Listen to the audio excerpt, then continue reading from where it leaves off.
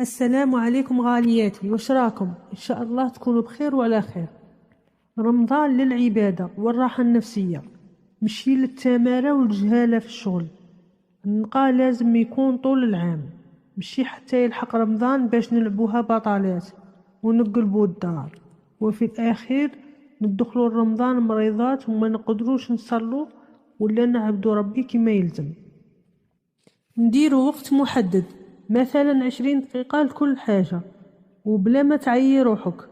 نهار الكراكب والخرداوات، نديرو وقت محدد، مثلا 20 دقيقة لكل حاجة وبلا ما تعيي روحك.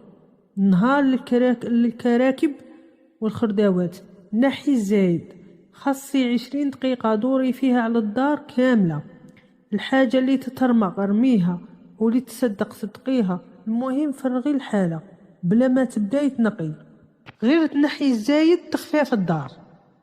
نديرو نهار للمطبخ والبلاكارات، رتبي المواعين اللي تحتاجيها في رمضان قربي هاديك، ومواعين تاع الضياف خليهم بجهة ما تزيديش فوق 20 دقيقة. نهار للأجهزة، نهار للفريجيدان نقيها ومسحيها، ونهار للفور ولا بلاصة اللي تحت البوطاجي. نهار للخزانة القش، وقعدي رتبي قشك وقش ولادك في غرضك براحتك حتى 30 دقيقة. تقدري تسمعي فيها كاش حاجة ولا تتفرجي ما تحسيش بالوقت. وغرفة تاع الدراري، خليهم يعاونوك يفرشوا سريرهم، يرتبوا ألعابهم ويرموا الأوراق والكتوبة اللي ما تحقوهمش.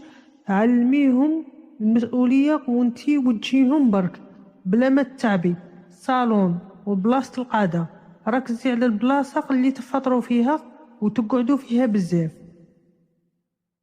مسحي الغبرة، بدلي الديكور خفيف ونقي السجادات تنظيف جاف بلا ما تغسليهم بالماء وتمرملي روحك في هذا البرد. ركن الصلاة هذه أهم حاجة، لازم تكون البلاصة اللي تصلي فيها نقية وريحتها طيبة، والسجادة الصلاة وحوايج الصلاة يكونوا مغسولين ونقيين. ما تفوتيش 20 دقيقة في كل بيت باش ما يهربش عليك الحال ولا يوجعك ظهرك. ارحمي عمرك، إذا حسيتي بالتعب قعدي وريحي، الشغل ما يخلاش والصحة إذا راحت ما توليش.